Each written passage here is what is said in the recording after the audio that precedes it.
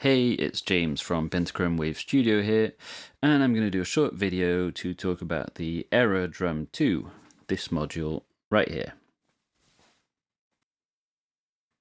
So I'm going to be feeding the error drum with a Turing machine here, which is going to essentially generate random stepped voltages and some random pulses, and well, pulse gates. The Turing machine is fed with this regular just clock signal coming from here. So let's patch that in. Just take the first pulse output here, put it into the trigger for the drum, and take the output from there and plug it into the mixer. So this is working. One thing that I noticed straight away is that the error drum actually responds to rising and falling edges on gates. So this is why I'm getting these like double hits. If I didn't want that, of course, I could either use a clock that, actually generates triggers upstream of this, or I can just use a gate to trigger converter here and plug that in here. So now I get nice short triggers that only trigger one sound. And I'm just going to cycle through some of these sound possibilities. I'm not going to describe them very accurately because I don't think I really can. Basically, you have a decay pot to change the sustain. If you put it in the middle, you get the shortest sounds you can get. And to the left or to the right, you get kind of different variations on the type of sound that you're currently using, which depends on this big knob here. And you get, obviously, a pitch that you can bring up or down, and you can get into really sort of low infra bass stuff or quite very high pitched. So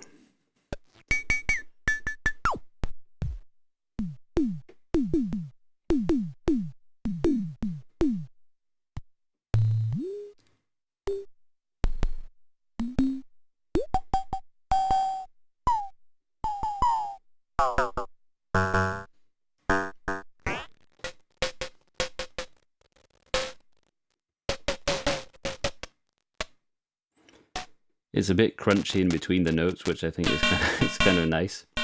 It gives you a kind of fair extra bit of kind of gritty kind of fuzz and digital noise. This one is there.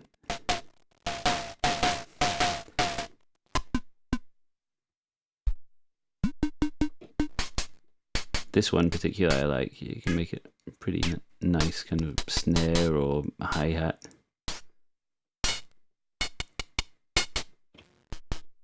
And all the way to the end you get this one, which is very kind of high-pitched and a bit aggressive, but it is fun. One cool thing is that the CV preset input, which basically acts on this guy, can be used to input extra triggers into the system. So if I take another pulse output here and plug it in,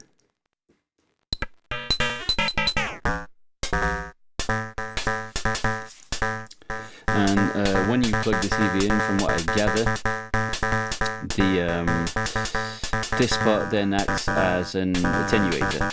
So if I bring this all the way down, I'm actually back to just having these triggers, triggering the one sound. And this is interesting because when a trigger gets into here, it's basically changing the drum sound to a different sound, then bringing it back down when the trigger gets lower, which is kind of cool. And that brings me to the next thing that I really like to do with the drum, which is plug in a stepped random voltage into the CV preset input. And so let's just try and get a sequence going.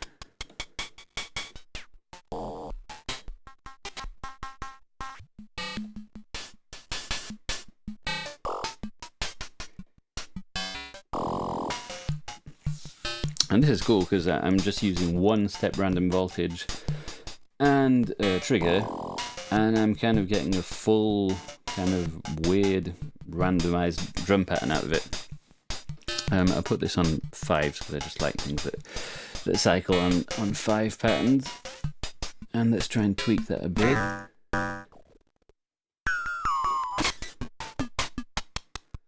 And let's bring the speed up.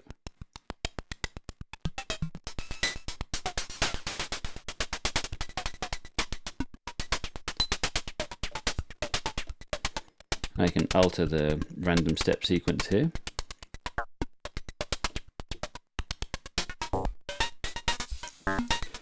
And another cool thing that I can do is take the another step random voltage from the Turing machine, and I'm going to plug this into the pan here. And so now I've actually got my drum sound is moving across the stereo field in accordance to these stepped random voltage that I have here. So if I take it all down, it's going to be back on the left side because I've put an offset in here. And if I want to make it super wide, this should go really completely from right to left. Sorry. And this is cool. Maybe I can put the trigger on the fall here to actually get some more syncopated gates coming in. That was a bit hectic. Maybe not the best, not the best idea. So let's just keep that here for now. That's cool. And well, obviously you can plug in CV to the decay and pitch. So let's try and do that. And this is where things get kind of a bit weird and fun. So I'm just going to put this into the decay for now. So bear in mind that I think this works as an attenuator once CV is patched in. And I'm just feeding in a slow LFO here. And let's start with. And I don't know if you can hear it, but it's very strange what happens. Basically, when you get into negative voltage on the CV input, it starts doing these kind of crazy drum rolls, which is fun. I have no clue why it does that, but the sound results are pretty nice. I'll patch another one in on the pitch. So just run it through an attenuator so I can get it to a sort of decent kind of manageable level. And here we go. And this is going to happen on the pitch input as well. I think this kind of weird drum roll thing on negative CV.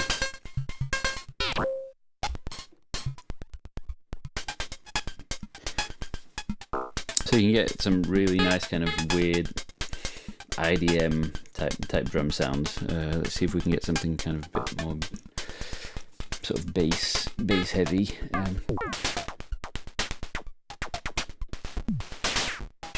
But this is cool. Yeah, so that's cool. Let's take that out for now, and let's kind of dial down the modulations because things are getting a bit crazy. And what I'm going to do now is plug it into a filter.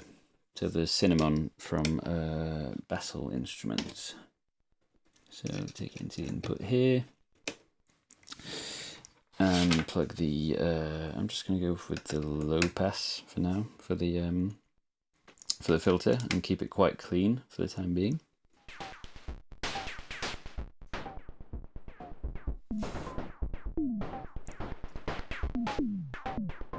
Behaves like you expect it would. I mean, but it does benefit from some kind of filtering. If you want to make it into a kind of crunchy, sort of low-end heavy thing, you probably want to filter it a bit. And one cool thing with running it through a filter is that you can get kind of a bit crazy, and the Cinnamon is really good at that. So what I'm going to do is I'm going to drive the input, so I'm going to run the signal really hot into the filter, And I'm going to activate both these character switches to get things to get really crunchy and pretty disgusting. And maybe take it through the bandpass output to make it a bit less hectic to start with. So it's already a lot kind of messier and crunchier.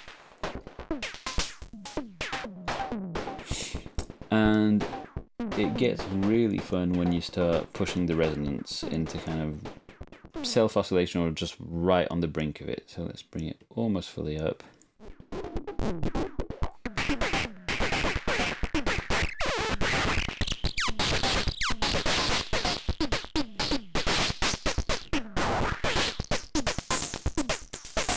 And I'm going to modulate the cutoff slightly, just to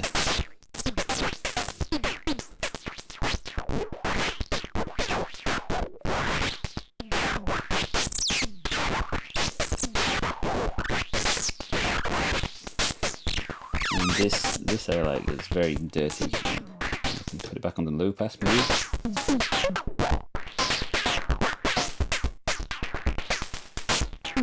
And if I want the signal to be driven, maybe with less dirt, take these character switches off. And it cleans up nicely.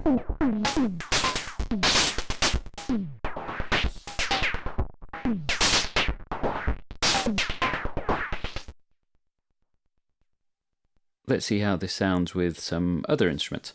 So I've got the chip tune here, doing weird chiptune stuff, and the carper doing weird carper stuff.